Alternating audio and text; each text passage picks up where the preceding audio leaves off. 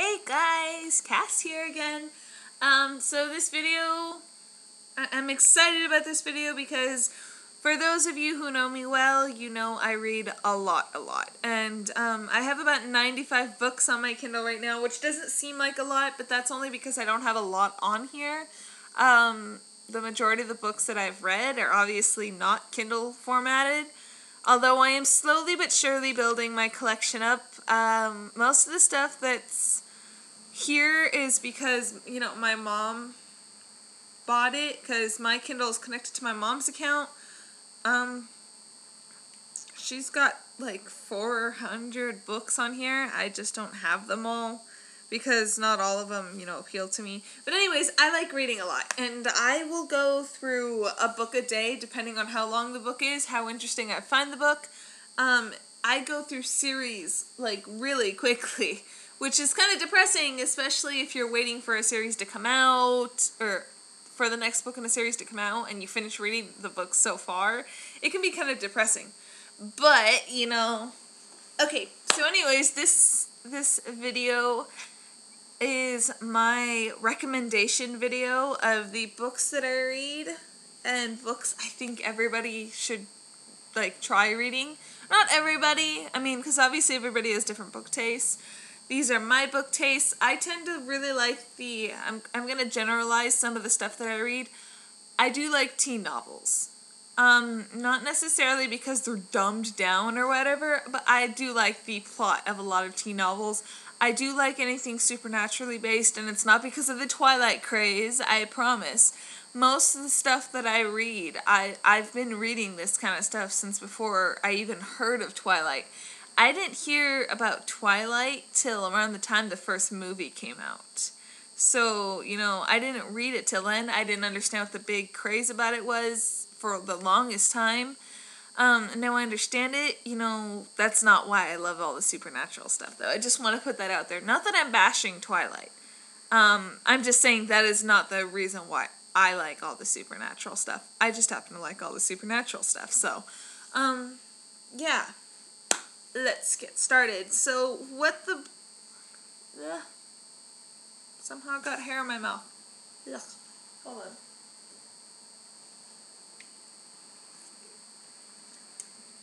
Love my Diet Coke. Okay. Series numero uno. The Mortal Instruments series. Now, this is the Cassandra Clare series that I do believe was only I don't remember if it was originally supposed to be only 3 books. I know there was only 3 books out when I first started reading the series, but then I'm trying to think of why I never finished it. The person who lent me the books, I think I read all the way up to book 3 at the time, which is what I had available to me at the moment because that was all that came out. I guess I can thank Jessie for getting me into that series because she's the one who bought the books. And then, yeah, that's how I got into it. Let's see. Then my mother ended up buying this book series on the Kindle because she thought it looked interesting, and now we have all the Cassandra Clare books. So anyways, the basis of this series it kind of revolves around a girl named Clary Frey, and she kind of has a messed up life. It also involves this man named Valentine, who happens to be evil, by the way. I don't even know how to explain it without giving away all the book series. It has romance aspects to it as well. It's about a girl trying to stop a guy and whatnot. And yeah, I don't even know how to do it. I don't even know how to explain this series very well, because if I, go in too deep about it, you guys, it kind of ruins the series. But the first one in the series, I think, I don't remember. I know there's City of Bones, City of Glass, City of Lost Souls, which is the one I'm reading right now. I don't know if I have it in.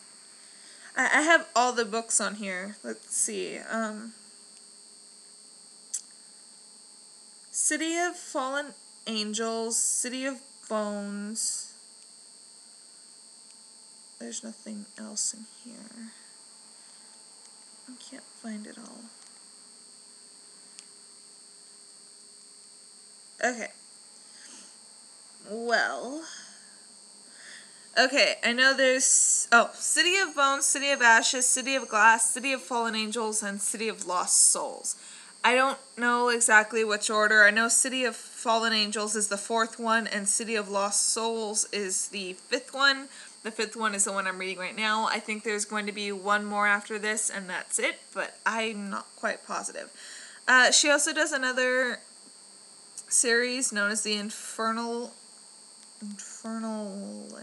Instruments? No, Infernal Devices. And that's, so far that has 2 in it, and it's the Clockwork Angel and the Clockwork Prince. Now this, I can give you a little bit more information on the other series. It involves this group of people known as Shadow Hunters. What they do is they hunt demons, and they try to keep the peace between all the lower... I don't want to say lower, because that's mean. But all the other races. So, yeah, they're kind of like the peacekeepers, almost. And that is all set in modern day. Now, Clockwork Prince and Clockwork Angel, those involve shadow hunters and all that, but set in the past, in like the Victorian era. So, yeah, they're both really interesting series.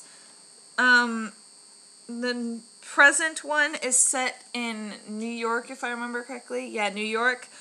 And then, as I said, Clockwork Prince, Clockwork Angel, those are set in Victorian era England. And yeah, I think you guys should check that out. I'm not good at explaining books. I'm just here to, give you recommendations. Okay.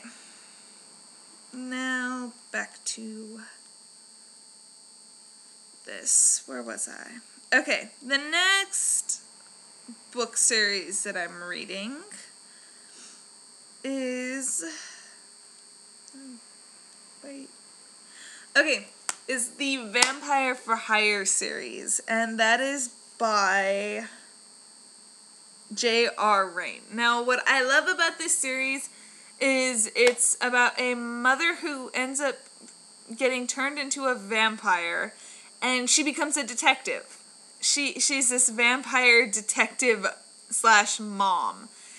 And it's one of my favorite series out there because, I don't know, maybe it's partially because she lives in, like, LA County area, and she keeps, pointing out all these places, and I'm like, oh, she's going down Imperial Highway. She passed the Wendy's on Imperial and Norwalk. I can approve because, I know where these places are, so I think that's kind of cool, too. I always love books that really go into detail and ask detail of, like, where they're actually at and all that fun stuff. But anyways, she pretty much does detective work. She's a private detective. And a few people know about her being a vampire, including her husband, who ended up leaving her because he had an affair because she turned into a vampire. And that kind of, affects her life. She has 2 kids, and it also, one of the books also has to do with her son. So, I haven't actually read the newest one yet. I think it came out like a month ago, maybe. But I downloaded it, so I'm going to be reading that next. And yeah, so the Vampire for Hire by J.R. Rain, I think there's either 5 or 6, and then there's a short, like, actual novel. I'm not going to go through those right now, but each individual name, but okay. Okay, the next one I want to talk to you guys about is the Trill Trilogy, and this one is also another fun supernatural teen novel type series. It involves trolls. And not the little green monsters, you know, when you picture trolls, not little green monsters. They look like people. And basically this revolves around one girl who did not realize she was a troll, because a lot of the times when trolls have kids, they switch it out with human kids so the human kids can, or so the troll kids can be brought up in the human world and given the best education, and then so the trolls can mooch money off the families later on. Which you find out in the book. That ends up being a very important plot line, and then there's these two warring factions, which I don't remember the name of the two warring factions, but she's kind of, she ends up being a princess of one of the troll factions. That's all I'm going to give you, but this is kind of like her trials, and what's going on there. So yeah, that's another book series, which is the Trill Trilogy. All three of them are out. It's by Amanda Hocking, so I recommend picking that up. Okay. Kelly Armstrong, another one of my favorite authors. I don't even have a specific, book series I want you guys to read by her. I just want you to look up Kelly Armstrong and read all of it. She has so many good books out there. And hers are all paranormal books. She has 2 series that are teen paranormal, and then the rest of it are more like adult themed. Which one of her series, they're all, you can read them separately. You don't have to read the whole thing as a series. Well, not the teen novels. Those you should read as a series. But the other ones, you could pick up, say, the 4th book in the series and be like, okay, I'm going to read this. And you don't really have to read the other books to know what's going on, but it's always good to. And especially because she has so many books on the different characters. A lot of her books of her adult series tend to be focused on a werewolf named Elena Michaels. And it talks about the different trials she faces as a werewolf, which I thought was really wonderful. She has 2 trilogies. One which is Darkness Rising, and the other which is The Darkest Powers. The Darkest Powers is a finished trilogy. The Darkness Rising has, I do believe it's a trilogy, but I'm not quite sure. But it has 2 books out so far, and it's not finished. But they're really good books, and I think you should take a look at them. The Darkness Rising and the Darkest Powers series both have to do with these kids who grow up and find out that they have powers. I think it's really cool. The Darkest Powers series is the one that came out first, and I've read all that, plus she ended up coming out with like little snippets of extra stuff for it, which I'm not sure if it's online anymore or if you have to buy it. But yeah, there's extra stuff to that, so I really do recommend that series.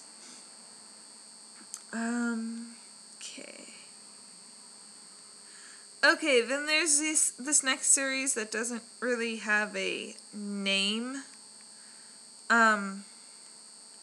Like, the series itself doesn't have a name so far. There's 3 of them in this little trio so far. There's Taken at Dusk, Awake at Dawn, and I can't find the last one. Why can't I find the last one? It's like Awake at Dawn, Taken at Dusk, Born at Midnight. And this has to do, again, supernatural. I told you, I really do like the supernatural teen novels. This has to do with a girl who's on a journey to figure out what she actually is, because she sees ghosts. She goes to this camp for paranormal beings, paranormal teenagers, And everybody else there knows what they are, but she doesn't know what they are because her brain pattern wave is all funky and messed up and all of this stuff, and she's pretty much on a quest to figure out what she is with the help of her friends from this camp, and she also helps ghosts along the way. So I think that I like that series. That's by who is it by? Where did it go?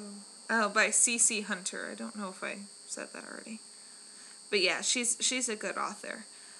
I recommend anything by Lynn Curland, especially if you like romance novels. Lynn Curland does all romance novels, but she doesn't do the smut scenes in them. So it's like pure romance.